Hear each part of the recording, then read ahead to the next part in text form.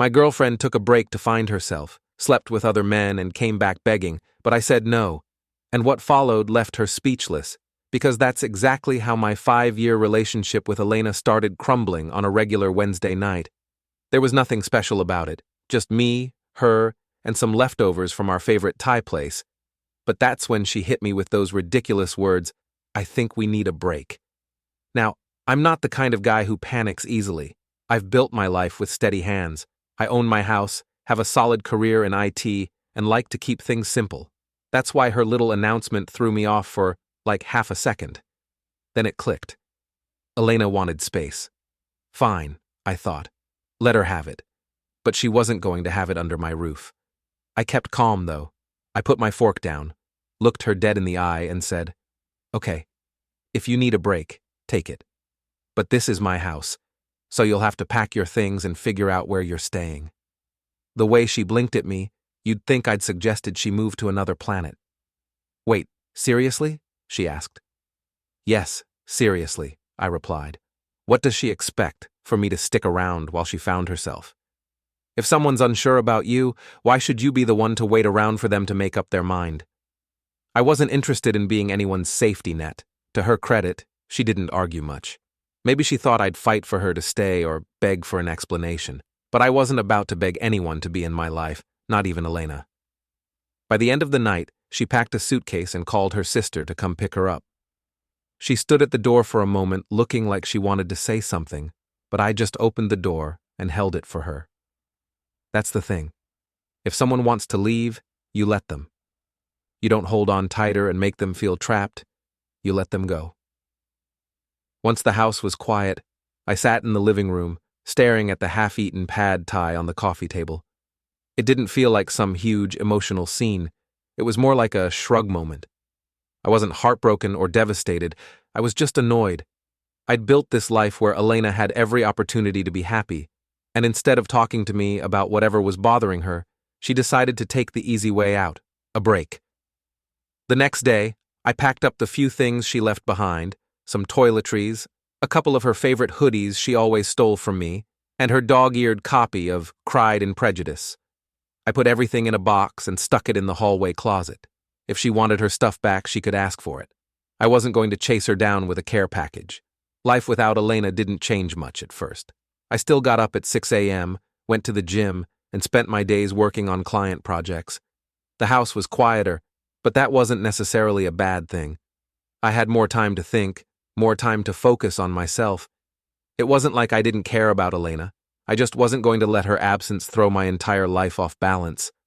What did throw me off, though, was how easily she'd walked away. I started replaying the past few months in my head, wondering if I'd missed something. Were there signs she was unhappy? Were there moments I should have noticed her pulling away? I didn't think so. Our relationship wasn't perfect, but it wasn't on life support either. We didn't fight much, and when we did, it was over dumb stuff like what to order for dinner or who left the toothpaste cap off. Normal couple things. Elena never mentioned feeling stuck before. She never gave me any real warning that she was thinking about taking a step back. She just decided, and that's what annoyed me the most. Relationships are supposed to be partnerships. You don't just decide unilaterally to hit pause. You talk, you figure it out together. But she didn't give me that chance. She made her decision and expected me to sit around twiddling my thumbs until she was ready to come back. No thanks.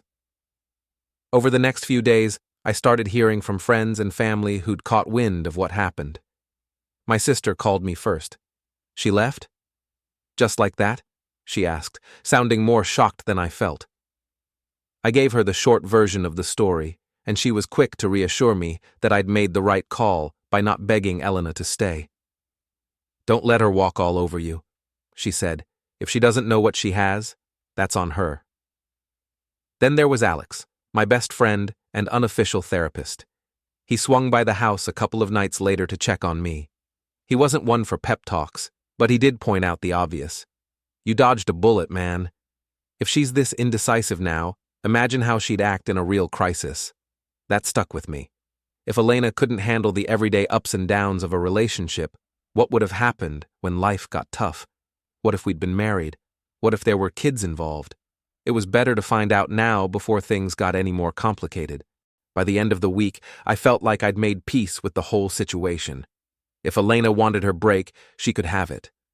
I wasn't going to chase after her or waste my time wondering what she was up to. That's the thing about people who say they need space. Half the time, it's not about finding themselves, it's about finding out if the grass is greener somewhere else. And if they think they can come back to you once they're done looking, they're dead wrong.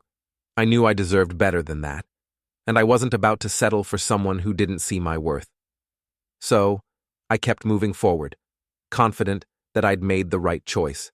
And honestly, it felt pretty damn good. It didn't take long for people to start talking.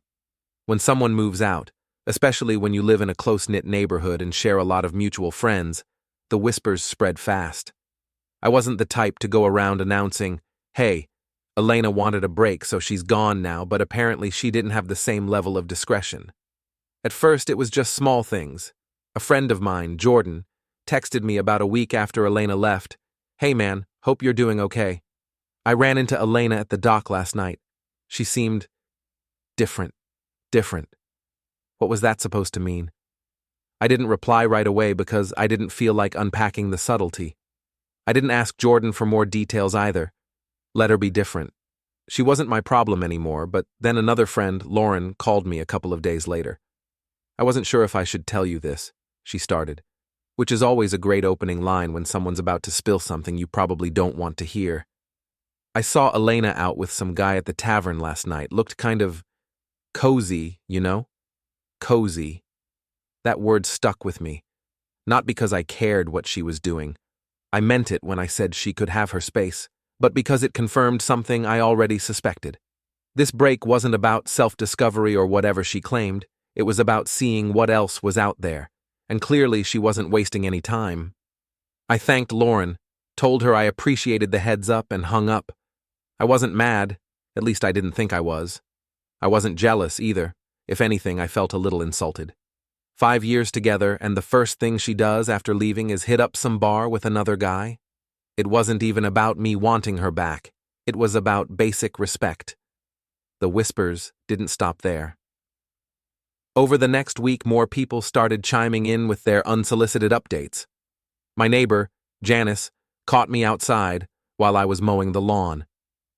"Hey, Noah," she said, leaning over the fence like she had a juicy piece of gossip to share. "I saw Elena out jogging with some guy yesterday morning. He's new, right?" I haven't seen him around before. I just shrugged. "Probably," I said. "Doesn't really matter to me." Janice gave me this look, like she couldn't tell if I was genuinely unbothered or just pretending to be. But that was the truth. It didn't matter. If Elena wanted to jog around with random guys or play the field, that was on her. I had better things to worry about, like keeping my lawn in check and focusing on my own life. The funny thing was, I wasn't even trying to find out what Elena was up to. People just kept telling me. It's like when someone tells you not to think about something, and suddenly it's all you can think about. I didn't ask for these updates, but they kept landing in my lap anyway. The most telling sign, though, came from Elena herself, or rather, her social media. I wasn't stalking her, let's get that straight, but one night, I opened Instagram to check something, and her profile popped up in my feed. You know how the algorithm works. It shows you what it thinks you want to see. Apparently, it thought I wanted to see Elena's stories. There she was, laughing in the background of someone else's photo, sitting across from a guy I didn't recognize. He had that try-hard look, fitted shirt, perfect stubble, the kind of guy who probably spends more time taking selfies than actually enjoying life. They were at some trendy restaurant downtown, one of those places Elena always wanted us to go but never bothered to actually plan. Seeing her there, smiling like she didn't have a care in the world, made me shake my head. It wasn't that I felt hurt, I didn't, but it was disappointing in a way I didn't expect. After these years together, I'd have thought she'd take at least a little time to reflect or, I don't know, show some respect for what we had. Instead, she was out there acting like a single woman who'd never been in a relationship. It was like I didn't exist.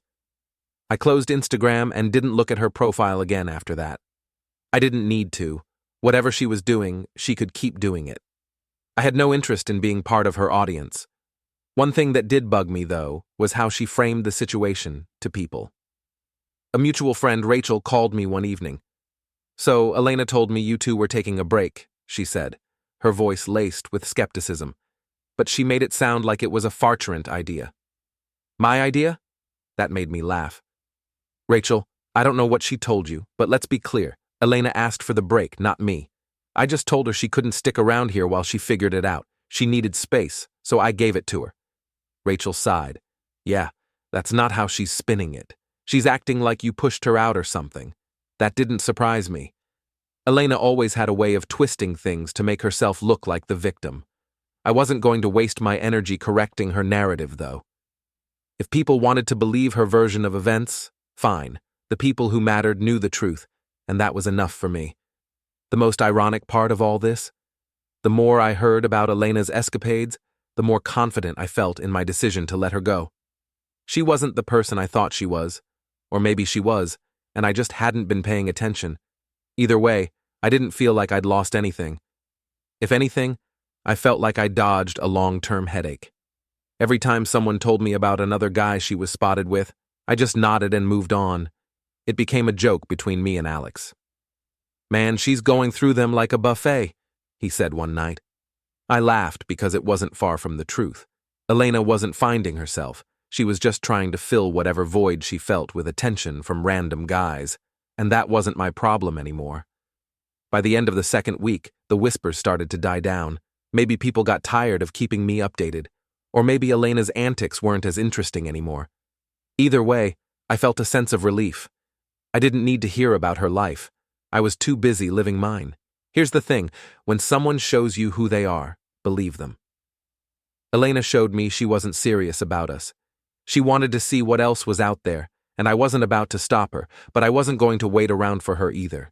I had my house, my life, and my dignity, and that was worth more than any relationship with someone who didn't know what they wanted. 3 weeks after Elena left, I got a text from her out of nowhere. Just 4 words. "Can we meet up?" No hello, no how are you. Just straight to the point. Honestly, I laughed when I saw it. After everything? And now? She wanted to talk?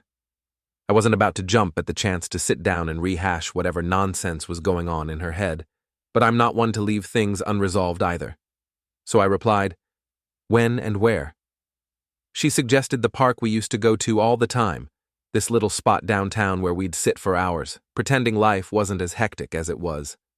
I agreed, mostly because I wanted to see what excuse she'd try to pull out of her hat this time. Part of me already knew this wasn't going to be an apology. It would be some half-baked attempt to justify herself.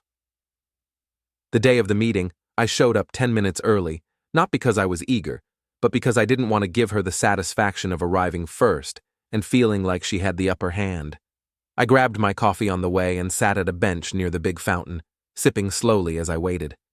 When she arrived, I noticed 2 things. First, she looked like she'd been overthinking everything, hair tied up, no makeup, wearing that oversized sweater she always reached for when she felt guilty about something. Second, she looked smaller somehow, not physically, but in a way that made it clear she wasn't as confident as she'd been when she walked out of my house 3 weeks ago. She spotted me, waved awkwardly, and made her way over. I didn't stand up. I just leaned back in my chair and nodded. If she wanted to talk, she could do the work. I wasn't about to make this easy for her. "Thanks for meeting me," she started, sitting down. I didn't reply. I just raised an eyebrow and waited for her to get to the point. Let her squirm a little, she deserved it. She launched into this long, rambling explanation about how she'd been feeling lost and confused when she asked for the break. She tried to spin it like she was doing me a favor by stepping away to figure herself out. "I didn't want to drag you down while I was sorting through my feelings," she said, avoiding eye contact. That one made me chuckle. Drag me down? I wasn't the one who needed sorting out. My life was stable. She was the one who couldn't figure out what she wanted. And somehow, she'd managed to convince herself that leaving was a selfless act. "I just needed time," she continued, "to see if I could be the best version of myself for us." For a does? Like she'd been doing all this soul-searching for no ice and benefit? I almost rolled my eyes. When she finally stopped talking, I said, keeping my tone neutral, "How'd that time work out for you?" That threw her off. She blinked a few times, clearly not expecting me to be so blunt. "It's been enlightening," she said hesitantly. "I realized that I was taking you for granted, that I wasn't appreciating everything you bring to the relationship." I didn't say anything, just nodded for her to continue. I wasn't about to help her dig herself out of this hole. "And, she added, her voice getting quieter, "I made some mistakes during the break. Mistakes. That was the word she chose, not choices or decisions, but mistakes, like everything that happened was some kind of accident." "I heard about your mistakes," I said calmly, not letting any emotion show. "People talk, Alina. I know about the bar, the restaurant, the jogging partner." Her face turned red, and she started stammering. "I didn't mean for it to happen like that. I thought I needed to see if I was missing something." I shook my head. "You weren't missing anything. You had everything you needed, and you threw it away to see if you could find someone better. That's on you." She looked like she wanted to cry, but I didn't care. I wasn't going to comfort her. She was the one who chose to walk out, and now she had to deal with the consequences. "I realize now how much I care about you," she said, her voice shaky. "I want us to work things out. I want to come home." There it was, the big reveal. She wanted to come back, but not because she'd suddenly realized my worth. Because the fantasy she'd been chasing didn't live up to her expectations. Maybe the guys she was seeing didn't treat her the way I did. Maybe they weren't as patient or as stable. Whatever the reason, it didn't matter. She wasn't asking to come back because she loved me. She was asking because I was her safe bet. "No," I said simply, leaning back in my chair. She blinked, clearly not expecting that response. "No, that's right," I said. "You wanted a break and you got it. But you don't get to walk back into my life just because things didn't go the way you thought they would." She tried to argue, to plead her case, but I wasn't interested. I stood up. "Take care of yourself, Elena," I said before leaving. I didn't look back. I didn't wait to see if she'd follow me or call after me. As far as I was concerned, that chapter was closed. She'd made her choices, and now she had to live with them. If there's one thing I've learned from this, it's that you can't let someone treat you like an option. If they don't know your worth, you don't need to stick around waiting for them to figure it out. You move on, and you don't look back. And that's exactly what I plan to do. After that park meeting with Elena, I felt like a weight had been lifted. It wasn't just about turning her down or walking away. It was about reclaiming my own sense of worth. I hadn't realized how much I'd been carrying since she first said she needed a break. But now, I was done. No second guessing, no lingering doubts. The first thing I did when I got home was clear out the hallway closet. That box of her stuff? It all went into the trunk of my car. I drove straight to her sister's place and left it on the porch without a word. No text, no note. She could deal with it on her own time. I wasn't about to have her lingering in my space any longer than necessary. Over the next few days, I started settling into a new rhythm. My house felt different without Elena's presence, but not in a bad way. It was quieter, sure, but also more peaceful. I didn't have to worry about her passive-aggressive sighs when I left a dish in the sink or her endless stream of suggestions about how I could improve the house. The house was mine again, and I made it a point to make it feel like mine. I rearranged the furniture in the living room, replaced the throw pillows she'd insisted on buying, and even swapped out the shower curtain. Small changes, but they made a big difference. Every little adjustment felt like a step toward reclaiming my space. One night, Alex came over to hang out. He hadn't seen the house since Elena left, and the first thing he said when he walked in was, "Man, it feels way better in here now. Like, I don't know, lighter." I laughed. "Yeah, it's amazing what happens when you take out the source of the negativity." He smirked. "Dude, you're thriving, and I'm here for it. What's the plan now, bachelor pad vibes?" I shook my head. "Nah, I'm not turning this into some party house. I just want to focus on me for a while, you know? Get back to what makes me happy." Work became another area where I really started to thrive. Without the constant distractions of a messy relationship, I found myself diving deeper into projects and actually enjoying them again. My focus was sharper, my productivity shot up, and I started getting recognition for it. My boss even pulled me aside one day to say, "Whatever you're doing differently, keep it up. It's paying off." Funny how cutting the dead weight from your personal life can make everything else fall into place. The real shift, though, was mental. I started noticing how much clearer my head felt without Elena's drama taking up space. I wasn't constantly questioning myself or trying to figure out what she wanted or needed. I wasn't worrying about whether something I said or did would set her off. Of course, there were still moments where I thought about her. It wasn't like she'd completely disappeared from my mind, but those moments were fewer and farther between as the weeks went on. When I did think about her, it wasn't with anger or sadness, it was more like indifference. That indifference became even more solidified when mutual friends brought her up in conversation. One friend mentioned seeing her at a party, and all I said was, "Good for her." I didn't ask for details, didn't care to know who she was with or what she was doing. It didn't matter anymore. By the time a month had passed since our last meeting, I felt like a completely different person. Not because I'd changed, but because I'd finally gotten back to being myself, the version of me that didn't have to compromise for someone else's comfort. One of the best parts of this whole journey was realizing how much stronger I was than I'd given myself credit for. When Elena left, I could have let it break me. I could have spiraled, wallowed in self-pity, or tried to win her back, but I didn't. I stood tall, kept moving forward, and built a better life for myself in the process. It wasn't about proving anything to her or to anyone else, for that matter. It was about proving something to myself, and I did.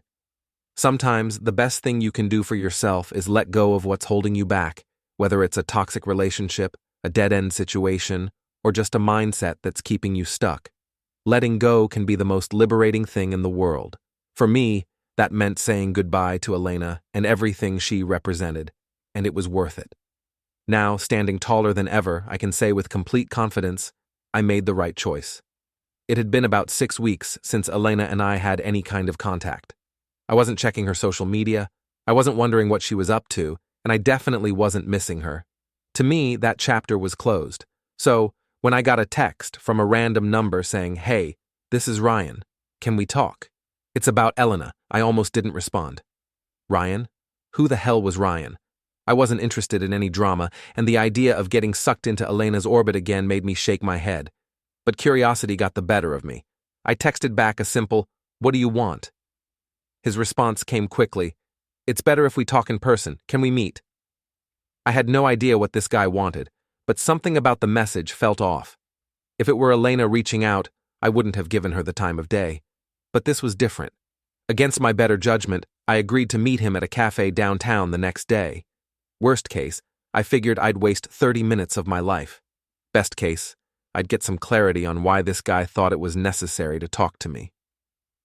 The next afternoon, I walked into the cafe and spotted him right away. He was sitting at a corner table, fidgeting with his cup. Early 30s, clean cut, one of those guys who probably spends half his life on LinkedIn. I sat down across from him, not bothering with any small talk. "You Ryan?" I asked. And he nodded, looking more nervous than I expected. "Yeah, thanks for meeting me," he said, shifting in his seat. "I wasn't sure if I should reach out, but I felt like you deserved to know the truth." "The truth?" I leaned back in my chair and crossed my arms. "All right then. What's the truth?"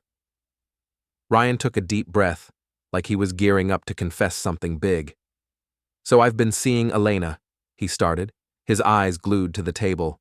Or I was, anyway. I raised an eyebrow but didn't say anything. No surprise there. I already knew Elena had been jumping from guy to guy since she left. The difference was, I hadn't cared enough to put faces or names to any of them. Ryan was just another name on the list. He must have noticed my lack of reaction because he kept talking, words tumbling out faster now. "The thing is, when we started seeing each other, she told me you two were done, like completely done. She said the break was just a formality and that you were emotionally checked out."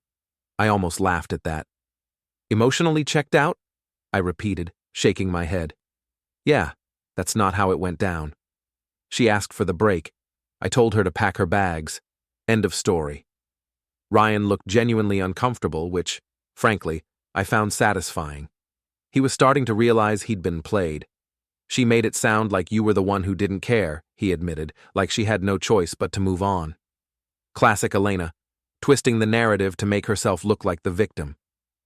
It didn't surprise me, but it did confirm one thing: she hadn't changed, not even a little. "So why are you telling me this now?" I asked, leaning forward slightly. "What's the point?" Ryan sighed, running a hand through his hair. "Because I started noticing things, little things that didn't add up. She'd mention you in passing, like you were still in the picture somehow. She'd tell stories about your house, about things you used to do together, and it didn't make sense if she was really over you."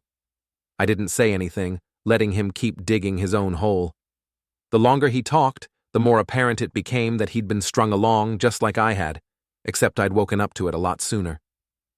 "She wasn't honest with either of us," he continued. "She made me think you were the bad guy, but now I see it. She was keeping her options open, playing both sides, and when things between us started falling apart, she started talking about wanting to go back to you. There it was, the real reason he wanted to meet. Ryan wasn't here to clear his conscience. He was here because he'd been burned, and he didn't want to go down alone." "Let me get this straight," I said, my voice calm but firm. "She told you we were done, made you think I didn't care, and then tried to use me as a backup plan when things with you didn't work out?" He nodded, looking sheepish. "Pretty much." I leaned back in my chair and let out a low chuckle. "Sounds like you've had a rough time, man. But here's the thing. I already knew she was like this. That's why she's not in my life anymore." Ryan looked surprised, like he expected me to blow up or feel betrayed. But why would I? Elena had shown me exactly who she was. I didn't need Ryan to validate what I already knew.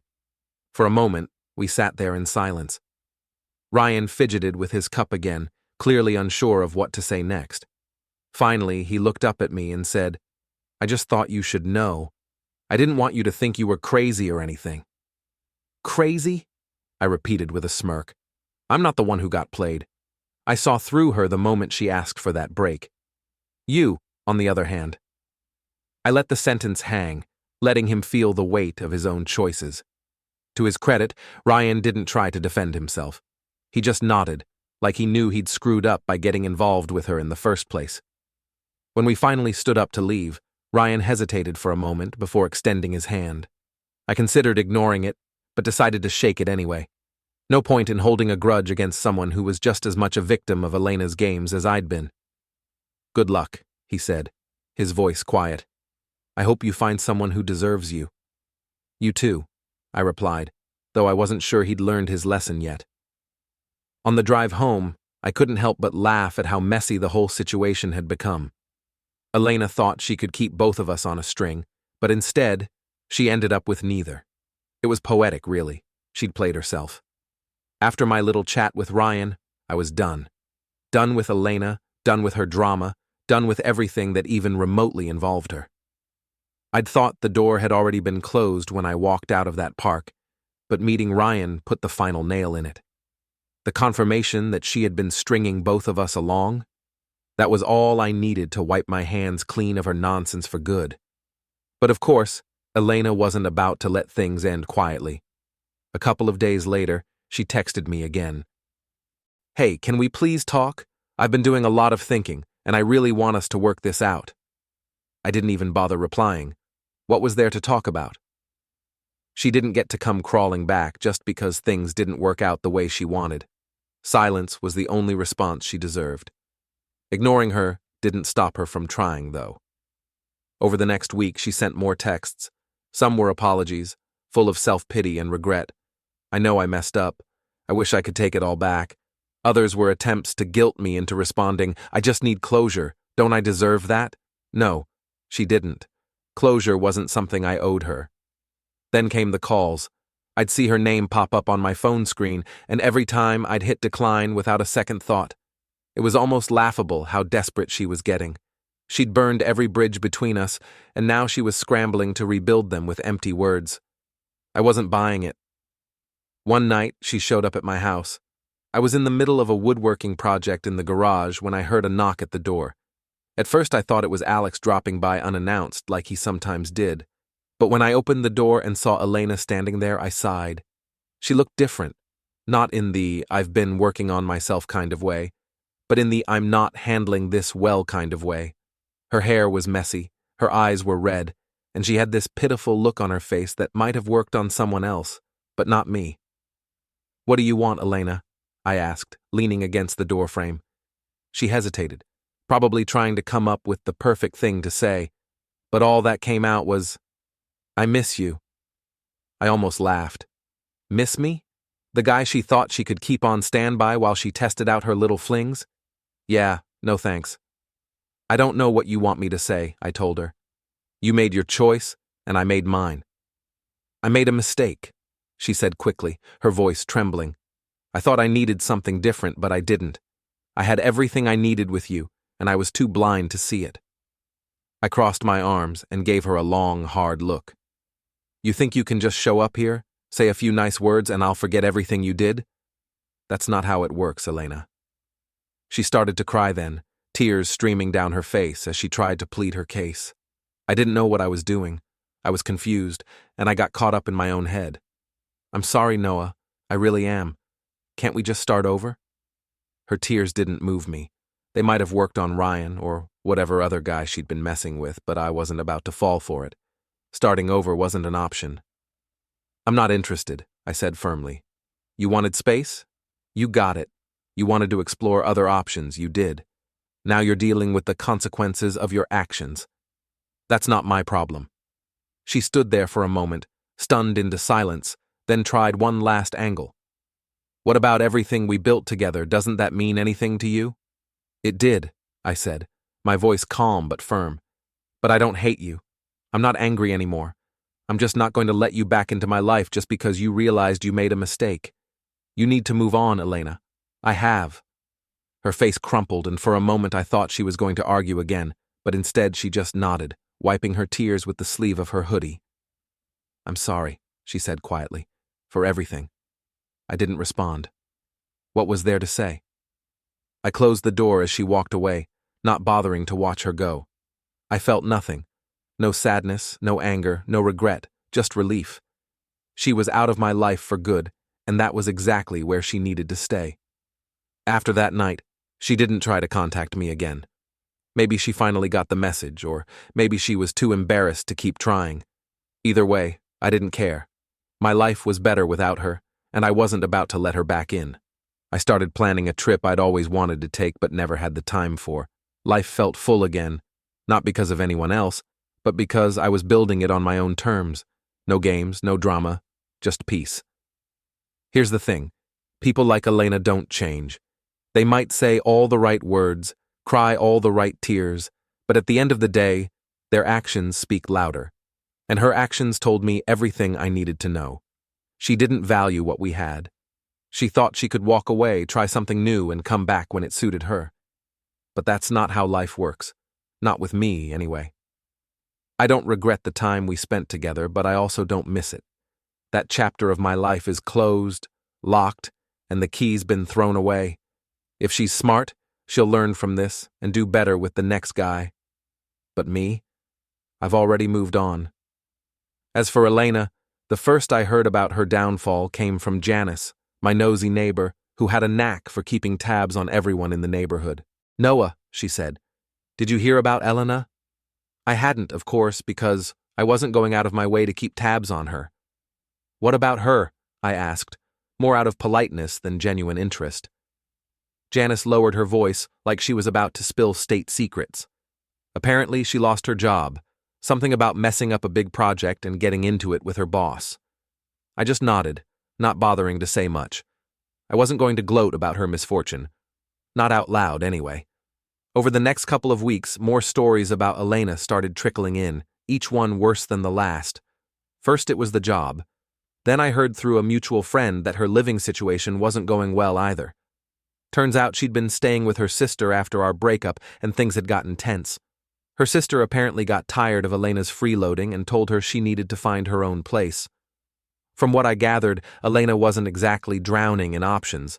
She'd burned a lot of bridges, and most of the people she'd leaned on in the past weren't interested in helping her anymore.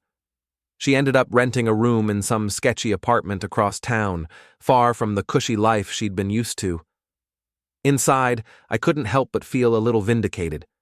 She'd been so eager to walk away from the stability I'd offered her, only to end up sinking her own ship.